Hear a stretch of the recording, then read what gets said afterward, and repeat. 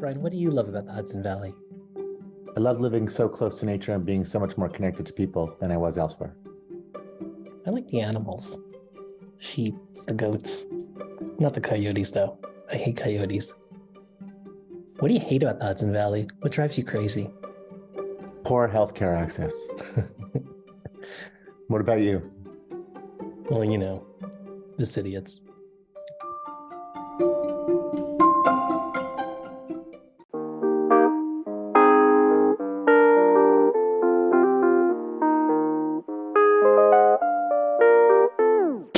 Down in the valley, moved up from the city. It's a new way of living and I'm trying to get used to it. 1 park poodles, half an ounce of an idiot. Ordered a Manhattan and they call me a Cidiot.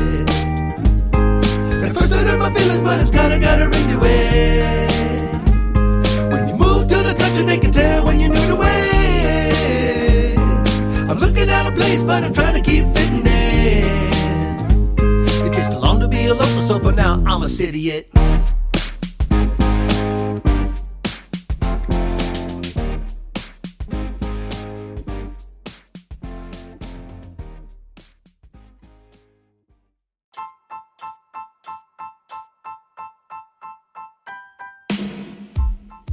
I'm Matt Zucker, and this is Cidiot, learning to live and love life in the Hudson Valley. Season 6, Episode 85. So excited to be back on air, sharing and championing the area a lot of us continue to love to live in. Brian and I are 8 years here and still getting to know it. Plus things keep changing, near and far. One of my favorite new places is Localvore in the village of Red Hook, a grocery and cafe that focuses on products made within 100 miles. You might know its original location in Rhinecliff, the Epicurean. And now the owner, Chris, opened up a second location called Localvore. I go in for a coffee and sit at the window or in the gallery room. One of my favorite things to do with this show is to take Cidiot to places that I haven't been in the region. My list is huge, and you'll come with me this season. Today we're going to start northwest of where I am and go to Catskill Park, which is over 700,000 acres of land across Delaware, Greene, Sullivan, and Ulster counties.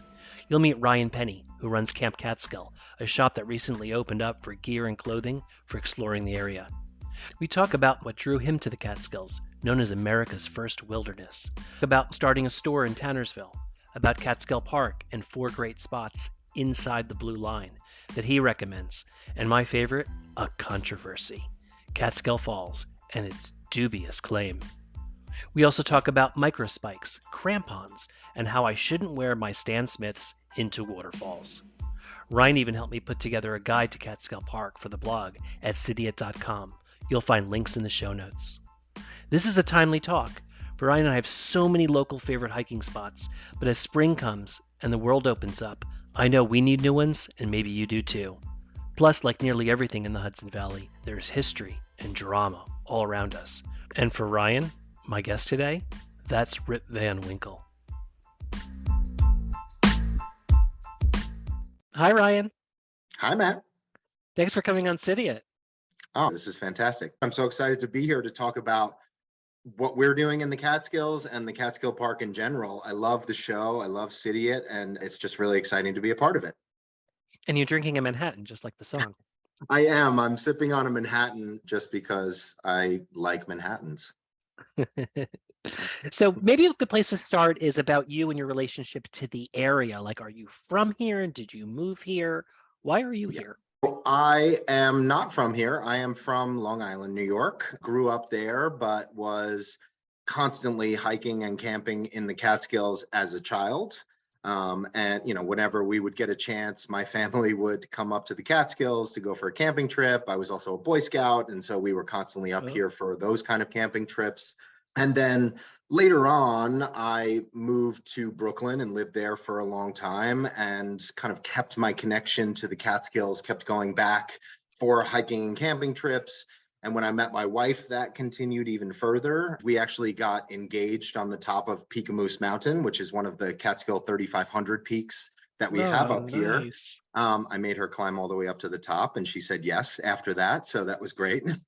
We continued to visit on and off and would come up on the weekends a lot, and ended up finding a weekend house in February of 2020, which was right before everything changed, right? And so it ended up being super convenient that we had a place to go during the pandemic. And so we ended up spending a lot of time in the Catskills region and just really fell in love with it on a different level and thought we might want to make a home here and move here permanently.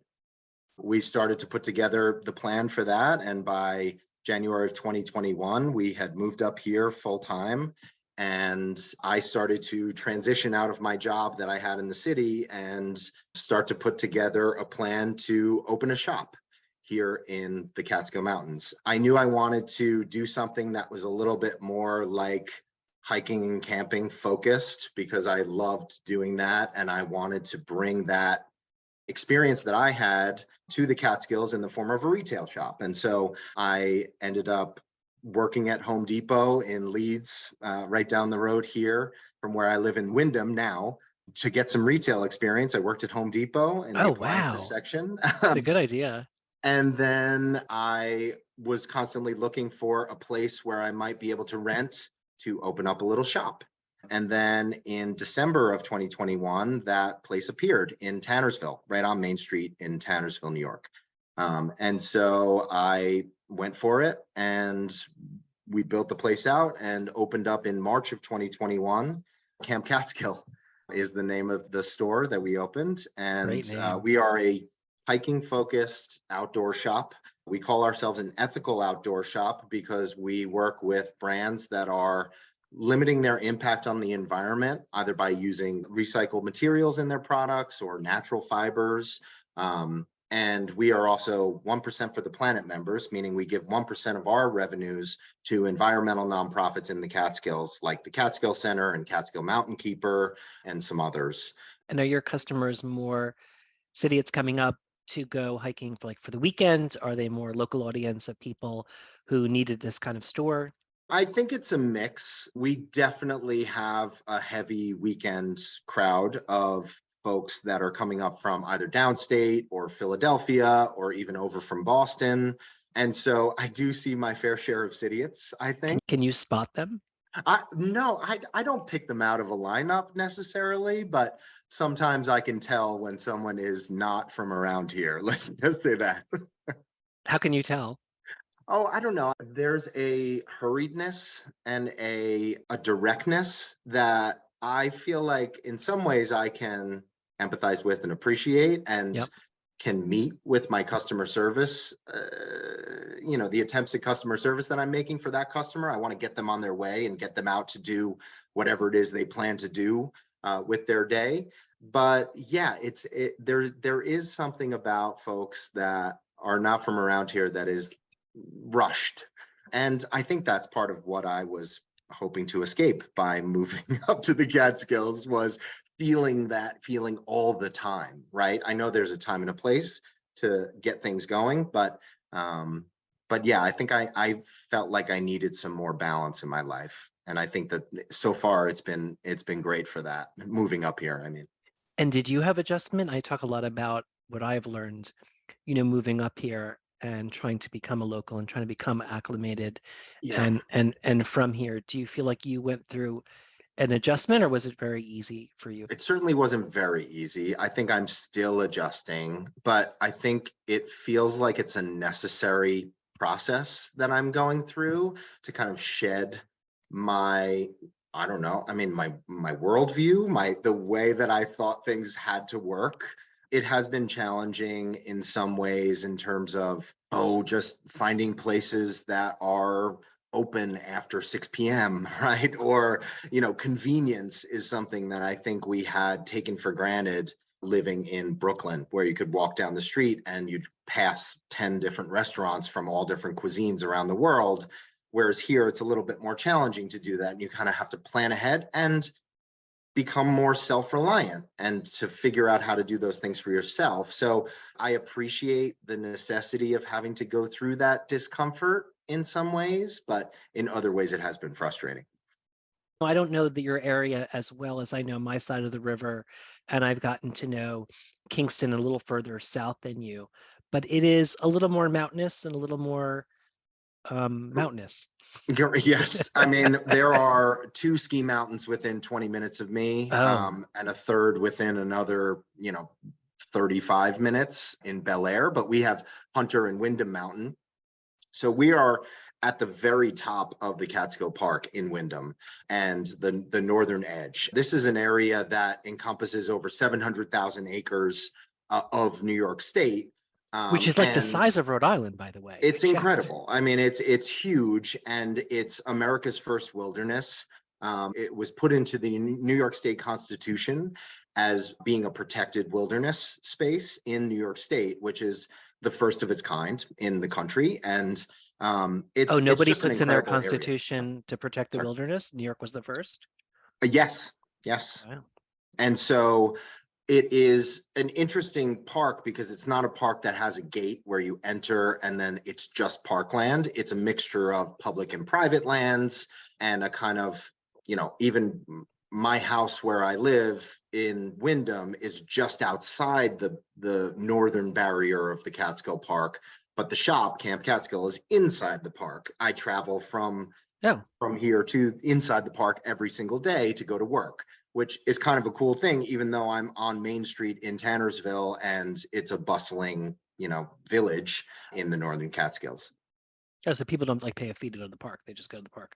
Correct. Yeah, there's no entrances other than the trailheads where you would park and go for a hike or just go sit by a lake or something like that. So let's talk about Catskill Park more. About where do you recommend people going?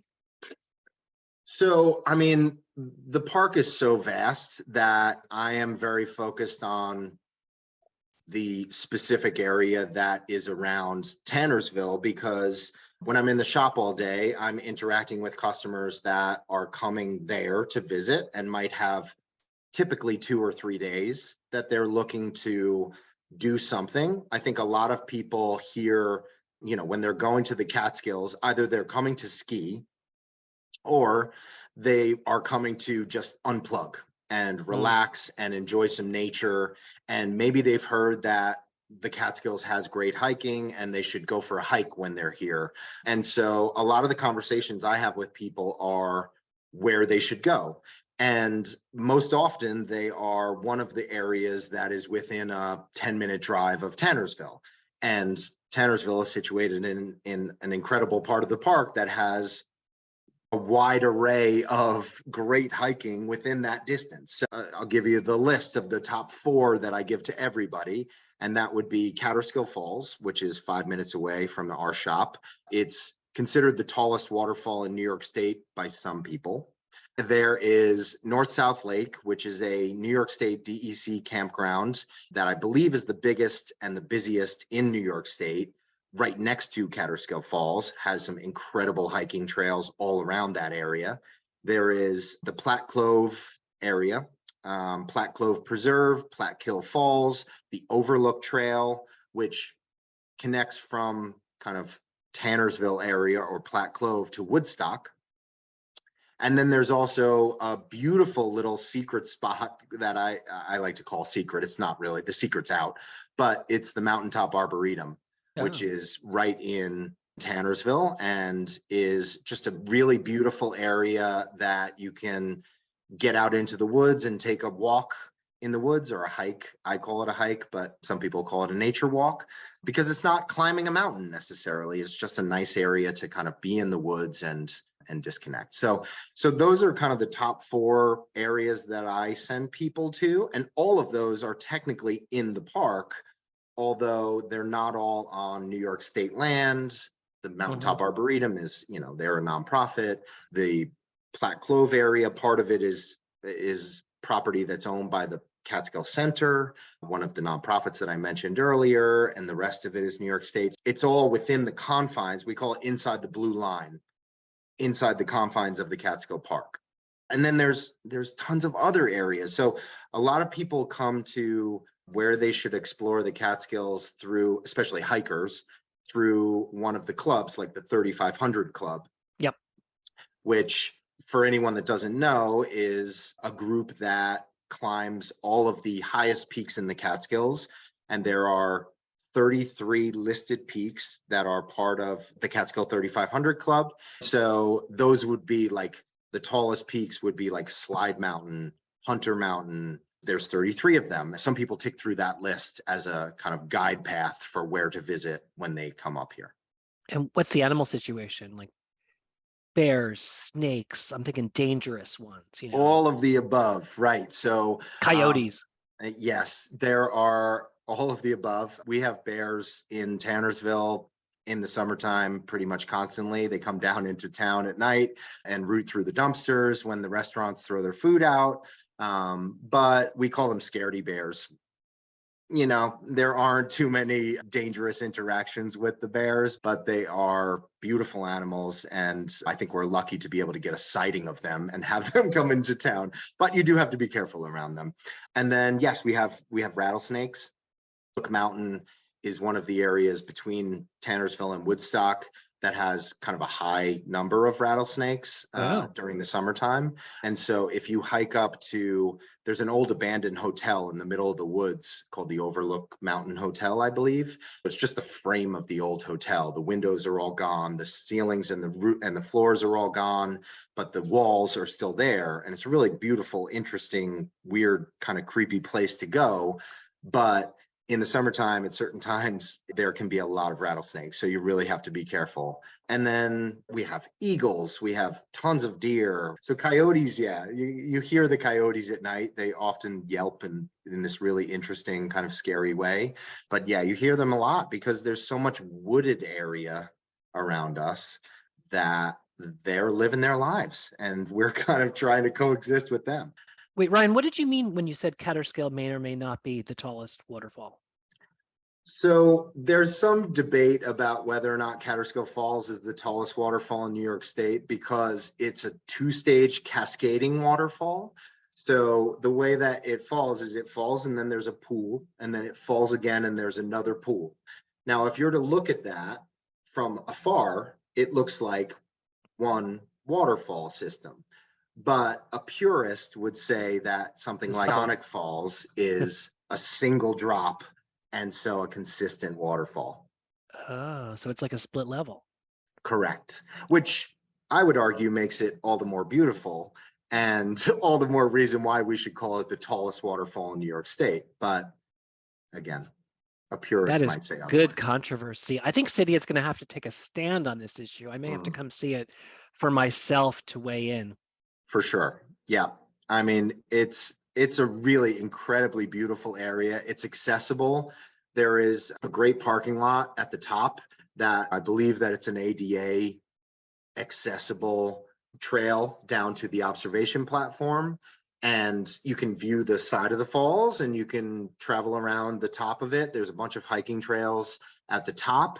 We don't recommend that people go down into the falls through the stone steps if they don't have micro spikes or additional traction underneath their boots. Good tip. Okay, yeah, I'm going down to my sneakers. Right, but don't wear your Stan Smiths. If you need micro spikes, we have them in the shop, and we can get you out there. I don't even know what a micro spike is, but I assume it's like a nail shoved into my Stan Smiths. It's like a crampon. I don't know if you've ever heard of a crampon, but it's something that you attach to the bottom of your shoe or boot, hopefully, if you're hiking, that will allow for you to have grip on solid ice. And so you go down into the falls, there's a lot of overspray, there's a lot of ice that develops on the steps in the wintertime, especially when it's cold. And even this winter, even though it's been up to 60 degrees some days, but you really need microspikes to be able to go down to the different levels of the falls and explore them more close up, which is really the best way to view it. But again, not if you don't have the proper footwear. I mean, Sean from mountainhiking.com, who's been on the show, is probably laughing at this if he hears it, but I'm pretty sure I will never wear microspikes. But I will send in a drone to the falls to see what it looks like up close. Send in a drone? A drone. Oh no! Did he tell you not to send drones there? Because no, he didn't say that. They're not allowed at all. It's like actually the worst thing you could possibly do. Okay, so I will not send a drone in, and I will not wear microscopes, but I will look from afar with a telescope. Can I bring a Yes. telescope? I think you don't need a telescope, but you could certainly use one. You would want to view it from the observation platform, which is near the Laurel House Road parking lot at the top of the falls. And then there's very nice hikes that you can take from there that don't involve climbing down into the falls, where you wouldn't necessarily need microspikes, although they would still be recommended. Man, you mountain people are sticklers. We don't want people getting hurt out there, because that requires additional resources, and like the rangers are busy enough. When we have to mount a rescue, I have nothing to do with it. When a rescue needs to be run out there, it really causes a big burden on the folks that are tasked with making sure that people are safe. And so you want to try to limit that to only the necessary times when people are really in trouble, and not have somebody that's down there in flip-flops or in sneakers when it's really the kind of place that you should only go with the proper gear. Yeah, I don't want to be part of the problem. That would definitely Right. undermine the brand. Yes. Yeah. Hi, it's Matt. Thanks for tuning in for the season. Ryan runs Camp Catskill in Tannersville, New York. Stop by and say hi to him and Mo. You can also visit online at campcatskill.co. Use promo code Cidiot10 for an extra 10%, and you can buy gear and clothing, maybe even microspikes. This is for a limited time. Thanks, Ryan. All right, so if you're outdoorsy, you're gonna love all the hiking and stuff like that. And what about if you're a history person, or you want to know the culture of the area? Tell me more about your side of the river. One of the most interesting things when you visit Tannersville or Catskill or anywhere in the surrounding area is that you're immediately confronted with a lot of imagery and names of Rip Van Winkle. And I felt like I knew the story of Rip Van Winkle since I was a child. It had something to do, in my memory, it had something to do with a guy that falls asleep and sleeps for 20 years. But I felt like I didn't really know much about the actual story until I moved up here and I started to see it everywhere. Yeah, the bridge in Hudson.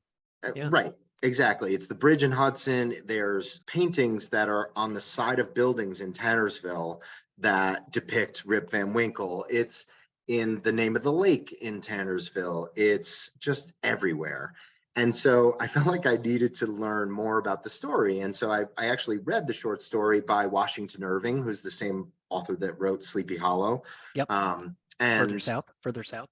Correct, exactly. But who interestingly had never visited the Catskills when he wrote the story about Rip Van Winkle. But apparently, Rip Van Winkle was heading into the woods to avoid his nagging wife and go hunting for squirrels, and encountered a group of ornately dressed Dutch, maybe gnomes, that were bowling and drinking and having a real good party in the woods.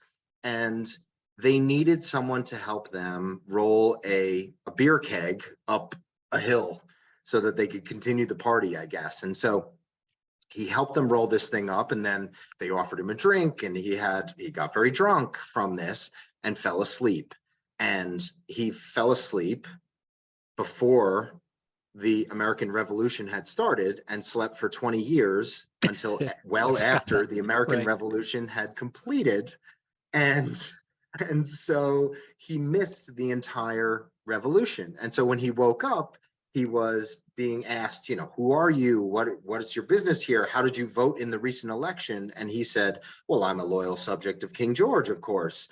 And so apparently people clocked on pretty fast that he was not who he said he was, or thought he was. And so he ended up being taken in by his daughter and living out the rest of his days there in the Catskills. It's just a fascinating, kind of interesting story that seems to have latched on to this area of the Catskills specifically, and everything is named for him.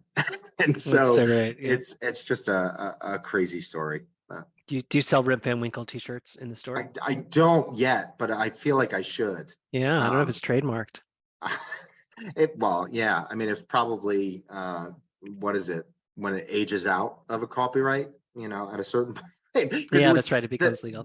That's one of the best parts about it. This was written in 1819, so it's like just after when he would have woken up in the Catskills, and Washington Irving was writing this from Birmingham, England. I don't know. It's crazy. But it's fun. I think it's kind of cool that everything is named for this guy who's this mythical creature and, kind of mythical man that for a long time and was notoriously lazy. That's great. That's great. Well, you are clearly a big fan of Catskill Park and the Catskills. I guess I would ask you, what is your favorite place that's not in Catskill Park that you would recommend people go see if they're up, say, for the weekend or for the summer or something? Not in Catskill Park, but in this area. Yeah. Because that's somewhat challenging. It basically means that you have to travel outside of that blue line.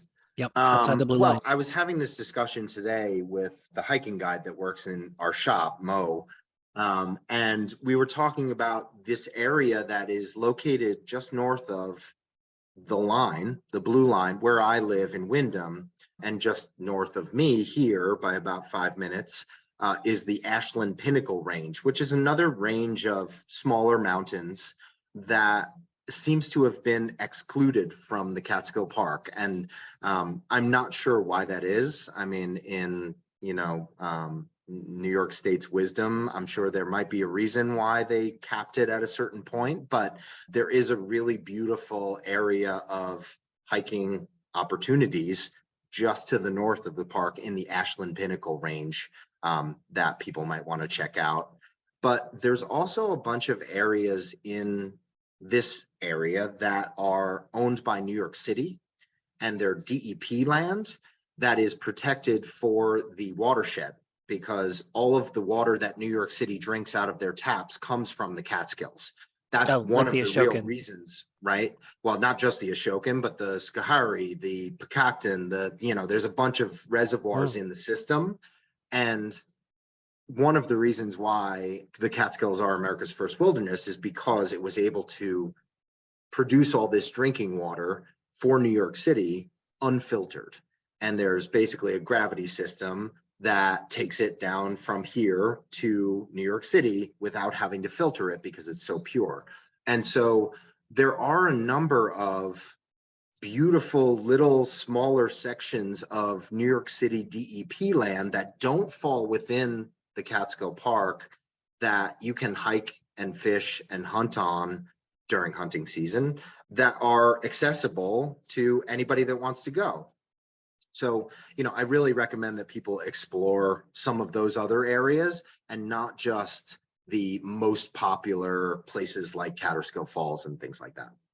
That's great. Well, I mean, I think everyone should stop into the store and meet Mo and you. Yes, for sure. You'll get an earful about where to hike in the Catskills, that's for sure. Great. Cool. So Ryan, you moved up here and now you're a business owner, and now you're a local and you're a local business owner. What would your advice be for Cidiots? I think the main thing would be to not be so impatient. And I'm probably not talking about necessarily when you're waiting for a sandwich to be made at the deli, but more generally, I mean, change takes time. And I think that for a lot of us folks that have moved from other areas, we see the slowness of that change and it frustrates us.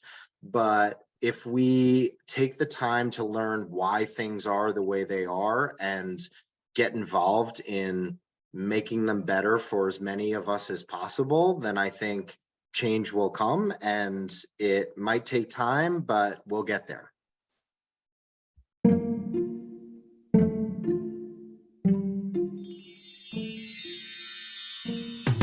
Down in the valley, moved up from the city. It's a new way of living and I'm trying to get used to it. 1 pot noodles, have an ounce of an idiot. Ordered a Manhattan and they call me a Cidiot. hurt my feelings, but it's kinda got a ring to it. When you move to the country, they can tell when you're new to it. I'm looking at a place, but I'm trying to keep fitting in. It takes long to be a local, so for now, I'm a Cidiot.